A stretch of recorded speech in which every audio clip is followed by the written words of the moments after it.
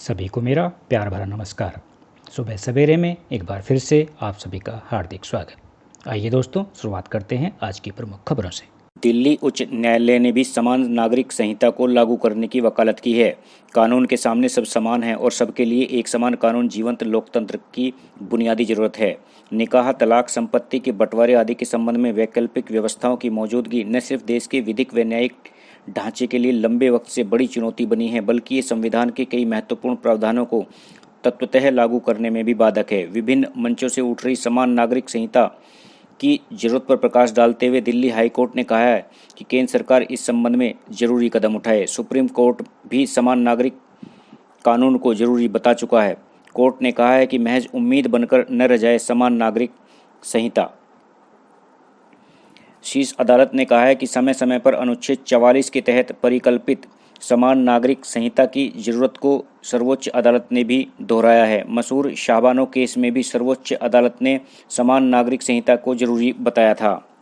उत्तर प्रदेश में चल रहे ब्लॉक प्रमुख चुनाव में 349 ब्लॉक प्रमुख निर्विरोध चुन लिए गए, वहीं 476 के लिए आज मतदान होगा। मुंबई और दिल्ली पुलिस का वांटेड मनीष कौल 2 साल से मेरठ के शुभकामना हॉस्पिटल में फर्जी डॉक्टर बनकर मरीजों को देख रहा था, जिसे शुक्रवार को शुभकामना हॉस्पिटल से दिल्ली पुलिस ने गिरफ्तार कर लिया। वह दिल्ली की मशहूर डॉक्टर से शादी रचाकर 70 लाख भी ठग चुका है। 2 साल पहले मनीष मुंबई में पुलिस पर फायर कर हिरासत से भाग गया था। INC वोटर के एक सर्वे में सामने आया है कि उत्तर प्रदेश के 52% लोगों को भरोसा है कि उत्तर प्रदेश में योगी आदित्यनाथ फिर से जीतेंगे और सरकार बनाएंगे। रूसी विदेश मंत्री से भेंट के बाद विदेश मंत्री एस जयशंकर जॉर्जिया पहुंच गए हैं। जॉर्जिया पहुंचने वाले वो देश के पहले विदेश मंत्री हैं। रूस और जॉर्जिया में 36 का आंकड़ा है। रूसी विदेश मंत्री भी अप्रैल में भारत के बाद पाकिस्तान गए थे। एस जयशंकर ने भी जॉर्जिया पहुंचकर कूटनीतिक संदेश दे दिया है। वहीं भारत व रूस के बीच पहली बार मुक्त व्यापार समझौते पर बात हुई है। अफगानिस्तान ने अमेरिकी सुरक्षा बलों की हो रही वापसी के बीच आतंकी संगठन तालिबान तेजी से देश पर काबिज होता जा रहा है। उसने युद्ध प्रभावित इस क्षेत्र के 85% हिस्से पर कब्जा जमा लिया है। सुप्रीम कोर्ट ने उत्तर प्रदेश सरकार को CAA विरोधी आंदोलन के दौरान सार्वजनिक संपत्तियों को हुए नुकसान की वसूली के लिए जिला प्रशासन द्वारा पिछले भेजे गए नोटिस पर कार्रवाई नहीं करने को कहा है। शीर्ष अदालत ने हालांकि ये कहा है कि वह कानून के मुताबिक और नए नियमों के तहत उपद्रवियों के खिलाफ कदम उठा सकता है। नई निजता नीति को लेकर व्हाट्सएप ने अपना अड़ियल रवैया छोड़कर दिल्ली हाई कोर्ट में कहा है कि अगर संसद अनुमति देगी तो वह इसे लागू करेंगे और जब तक डाटा संरक्षण विधेयक लागू नहीं होता तब तक उपभोक्ता को नई नीति स्वीकार करने के लिए बाध्य नहीं किया जाएगा। जम्मू कश्मीर के दौरे पर आए परिसीमन आयोग ने शुक्रवार को स्पष्ट कर दिया कि प्रदेश में परिसीमन 2011 की जनगणना के आधार पर होगा। परिसीमन के तहत जम्मू कश्मीर विधानसभा में 160 सीटों में 7 सीटों की बढ़ोतरी करके 114 सीटें करने का प्रस्ताव है। इसमें गुलाम कश्मीर की 24 सीटें भी शामिल हैं। तेज टीकाकरण हेल्थ इंफ्रास्ट्रक्चर से ही निकलेगी रिकवरी की राह। भारतीय अर्थव्यवस्था में टिकाऊ सुधार के लिए तेज टीकाकरण और शहरी एवं ग्रामीण इलाकों में हेल्थ इंफ्रास्ट्रक्चर का विकास सबसे अहम होगा। वित्त मंत्रालय का अनुमान है कि सितंबर में त्योहारी सीजन शुरू होने से पहले टीके के 67,000 डोज लग जाएंगे। अप्रैल मई में केंद्र का राजकोषीय घाटा 1,23,000 करोड़ रुपए रहा। सेविंग्स और FD पर कम होती ब्याज दर ने निवेशकों का रुझान शेयर बाजार की तरफ बढ़ा दिया है। 2 करोड़ नए डीमेट खाते खुले हैं पिछले 16 महीने में। SIP अकाउंट भी लगातार बढ़ रहा है। FD पर 4 से 5% ब्याज मिल रहा है, वहीं बाजार में 10 से 12% रिटर्न की उम्मीद है।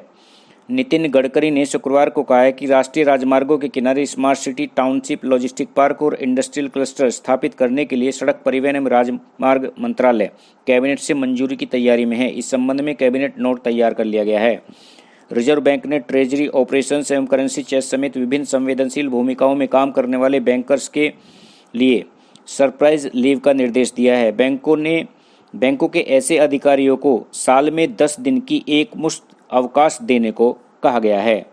शेयर बाजार में निवेश के इच्छुक लोगों को शानदार मौका मिलने जा रहा है। अकेले जुलाई में जोमेटो, ग्लेनमार्क, श्रीराम प्रॉपर्टीज जैसी 11 कंपनियों के IPO बाजार में आएंगे।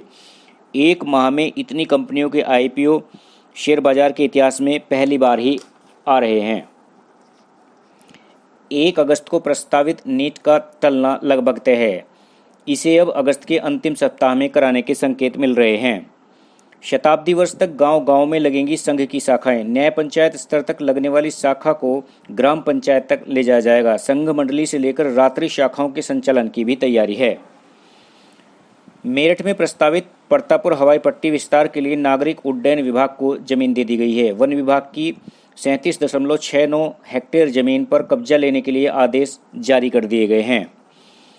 वहीं एसजीपीजीआई में भर्ती उत्तर प्रदेश के पूर्व मुख्यमंत्री श्री कल्याण सिंह जी की हालत में कुछ सुधार हुआ है। और अब बात इधर उधर की।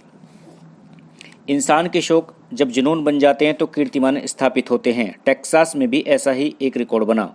यहाँ रहने वाली 51 वर्षीय लिंडा गिलोरी नाम की महिला की शौक ने उसका नाम Guinness book of world record में दर्ज करा दिया। दरअसल लिंडा को 8 साल की उम्र से ही वीडियो गेम कलेक्शन का शौक था और इसी आदत के चलते उन्होंने अपनी लाइब्रेरी में 1599 एलसीडी गेमिंग सिस्टम और 2430 प्लेबल गेमिंग सिस्टम जमा कर दिए। इसके चलते उनके नाम 2 Guinness book of world records दर्ज हुए हैं। लिंडा कहती हैं कि उन्हें उम्मीद है कि एक दिन उनके कलेक्शन को म्यूजियम में प्रदर्शित किया जाएगा। और अब बात हमारी विशेष पेशकश आज ही के दिन की। भारत के हाथों 1971 में पाकिस्तान को मिली हार के बाद पूर्वी पाकिस्तान स्वतंत्र हुआ और बांग्लादेश के तौर पर एक नए राष्ट्र का जन्म हुआ। इसे एक स्वतंत्र राष्ट्र मानने में पाकिस्तान ने 2 साल लगा दिए। 10 जुलाई 1973 को नेशनल असेंबली ने इस संबंध में प्रस्ताव पारित किया। 6 साल नजरबंद रहने के बाद 1995 में आज ही के दिन म्यांमार की मानवाधिकार कार्यकर्ता आंग सान सू को रिहा किया गया था। बाद के दिनों में भी कई पाबंदियों का सामना करना पड़ा। 2016 से वे स्टेट काउंसलर थी। इसी साल फरवरी में सेना ने तख्ता पलटकर उन्हें फिर बंदी बना लिया। वर्ष 1856 में आज ही के दिन क्रोएशिया में निकोला टेस्ला का जन्म हुआ था। उन्हें सस्ती बिजली, रिमोट और वाईफाई जैसी तकनीकों का जनक माना जाता है। यूरोप में टेलीग्राफ, ड्राफ्टर और इलेक्ट्रीशियन के तौर पर काम करने के बाद 1884 में वे अमेरिका चले गए और थॉमस अल्वा एडिसन के साथ काम किया। तस्वीरें, संगीत, वीडियो ट्रांसमिट करने के लिए पॉकेट टेक्नोलॉजी नाम से आइडिया दिया। 86 वर्ष की उम्र में उनका निधन हो गया। एलन मस्क ने अपनी इलेक्ट्रॉनिक कार टेस्ला उन्हीं को समर्पित की है। और अंत में बात जन्मदिन की। उन सभी दोस्तों एवं उनके प्रियजनों को जिनका आज जन्मदिन है, जन्मदिन की अनेकों मंगल कामनाएं। आज के लिए इतना ही। इसी के साथ ही विदा चाहूँगा। कल फिर मिलेंगे नई खबरों और रोचक जानकारियों के साथ सुबह सवेरे में। नमस्कार। आपका दिन शुभ हो।